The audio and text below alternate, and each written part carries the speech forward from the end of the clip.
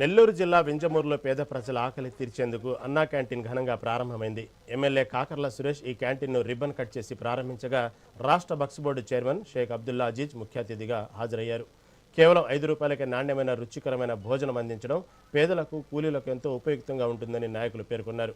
ఇప్పటికే తన సొంత ట్రస్ట్ ద్వారా ఎన్నో సేవా కార్యక్రమాలు చేస్తున్న ఎమ్మెల్యే కాకర్ల సురేష్ ఇప్పుడు ప్రభుత్వ సహకారంతో అన్నా క్యాంటీన్ను అందుబాటులో తీసుకురావడంపై స్థానికులు హర్షం వ్యక్తం చేస్తున్నారు. ఈ కార్యక్రమంలో మాజీ ఎమ్మెల్యే ఖమ్మం విజయరామిరెడ్డితో పాటు టీడీపీ నాయకులు పాల్గొన్నారు.